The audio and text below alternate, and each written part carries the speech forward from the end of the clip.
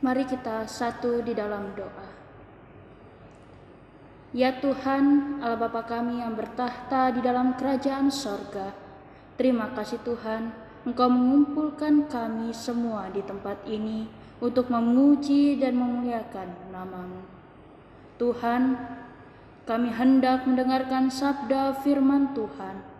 Kiranya Engkau senantiasa hadir di tengah-tengah kehidupan kami, memberikan pemahaman yang baik untuk kami mampu menjalani hari-hari kehidupan kami ini Tuhan, melalui penyertaan Roh Kudus-Mu di dalam kehidupan kami. Berfirmanlah Tuhan, kami siap untuk mendengar. Amin.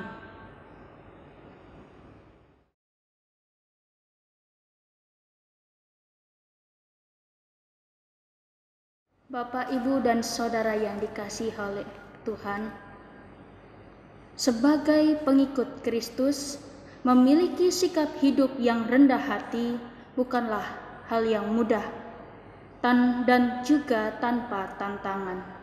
Bahkan hidup sebagai pelayan Tuhan pun demikian. Mengapa? Karena sikap hidup yang rendah hati adalah salah satu contoh sikap yang tidak mementingkan diri sendiri, tidak sombong, dan juga mau memprioritaskan orang lain dibanding kepentingan sendiri.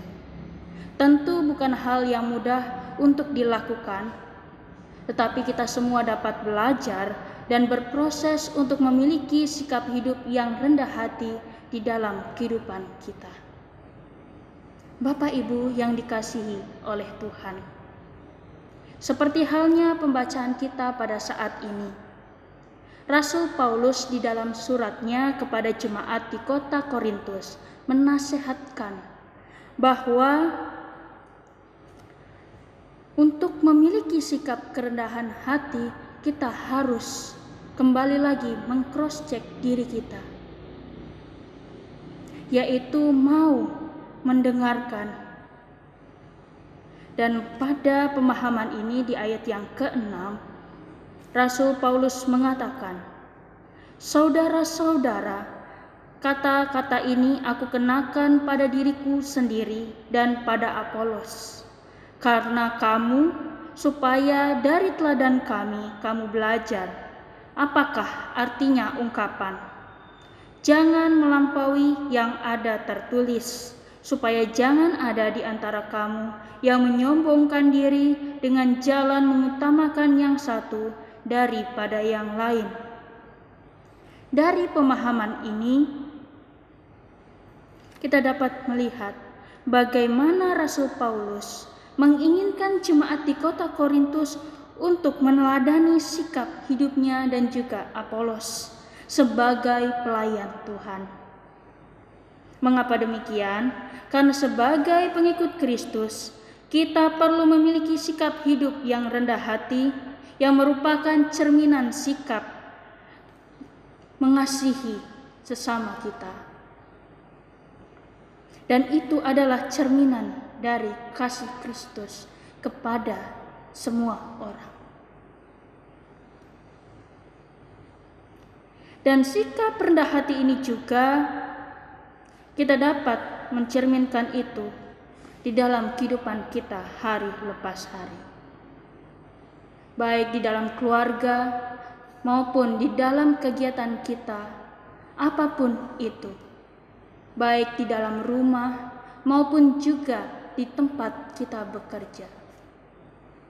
Karena sikap rendah hati bukan saja mencerminkan sikap hidup yang tidak sombong dan juga tidak angkuh, melainkan juga merujuk pada satu sikap pengelolaan diri yang jujur, yang setia, dan apa adanya. Artinya, ada sikap keterbukaan yang mau berbagi dan melengkapi persekutuan yang ada di dalam jemaat.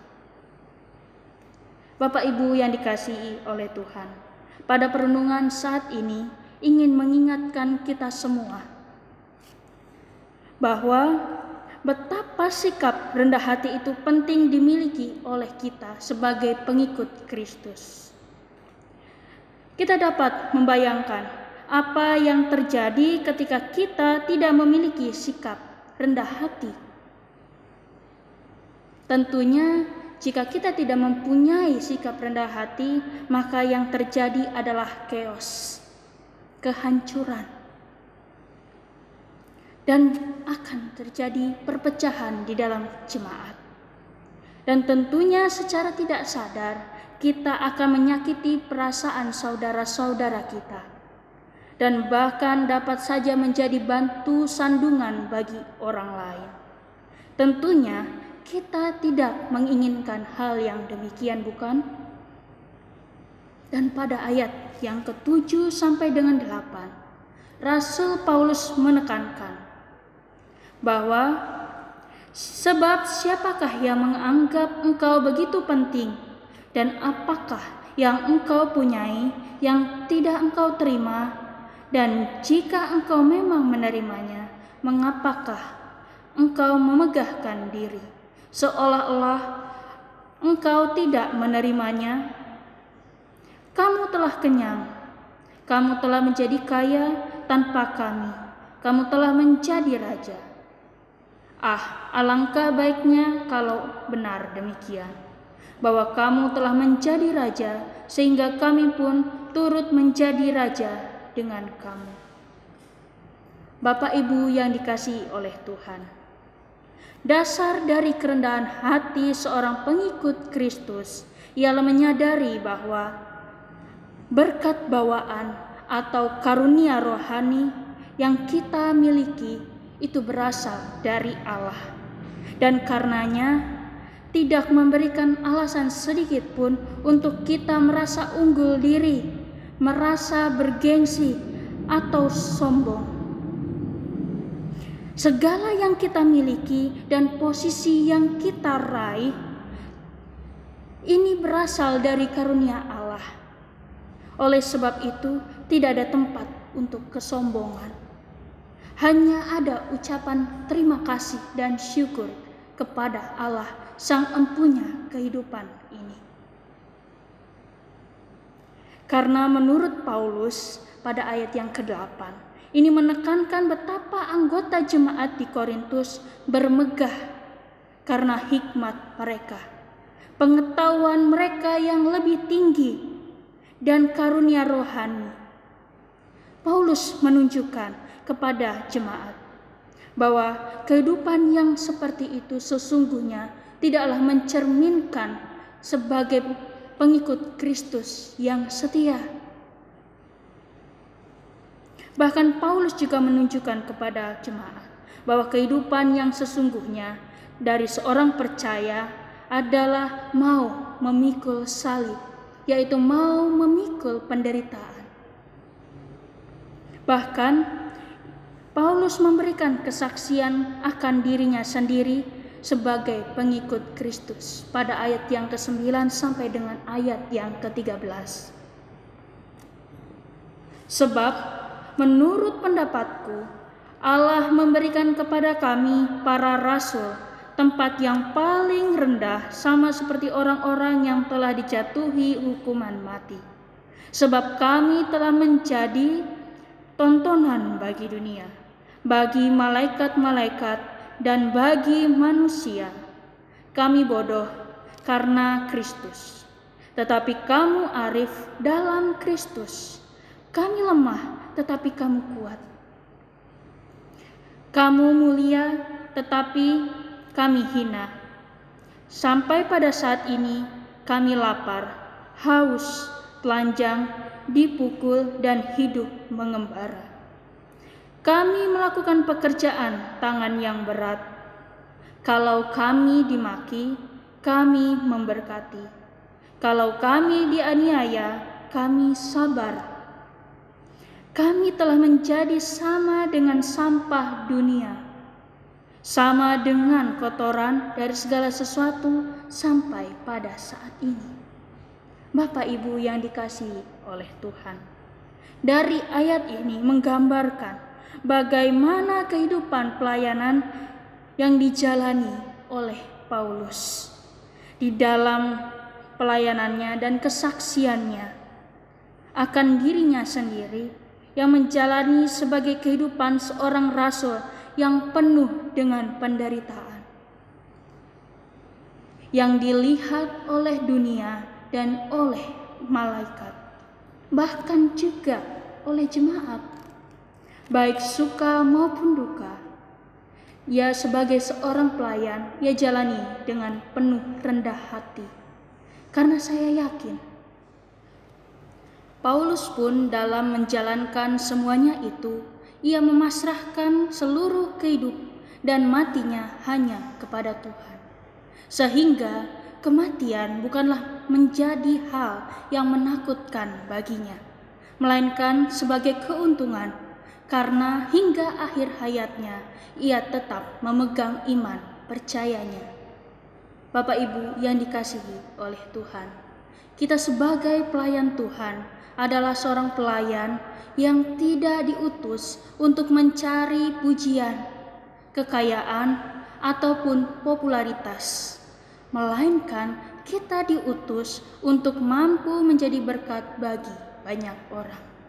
Seperti halnya Paulus yang mencontohkan praktik hidup yang mau menderita.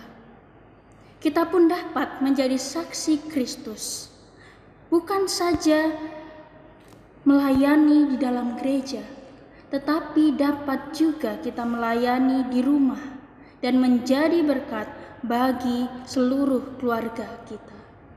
Bahkan di tempat kerja pun kita juga mampu untuk menjadi berkat bagi siapa saja. Contohnya, sebagai karya swasta, kita mampu dan dapat menyediakan jasa untuk setiap orang yang menggunakan jasa kita. Sebagai seorang guru, kita mampu mengajar dan membimbing murid untuk menjadi pandai. Kita sebagai seorang abdi negara, TNI, Polri, dan sejenisnya, yang mengabdikan diri pada garda terdepan negara, yang memberi keamanan dan juga kedamaian bagi setiap warga negaranya. Dan juga profesi sebagai seorang dokter dan perawat yang selalu mengusahakan yang terbaik untuk kesembuhan pasiennya. Dan masih banyak lagi profesi lainnya. Tidak ada yang lebih rendah ataupun lebih tinggi derajatnya. Semua sama dan memiliki tantangan-tantangan tersendiri di setiap profesi yang ada. Oleh sebab itu, janganlah kita menjadi sombong dengan profesi, bakat, dan lainnya yang kita miliki. Jadikanlah itu sebagai saluran berkat bagi banyak orang. Teladanilah sikap hidup Paulus. Terapkanlah apa yang menjadi firman Tuhan di dalam kehidupan kita hari lepas hari. Praktikkan itu sepanjang hayat. Dengan demikian, hidup kita mampu untuk terus bertumbuh dan berbuah bersamanya. Mari menjadi pelaku firman. Amin.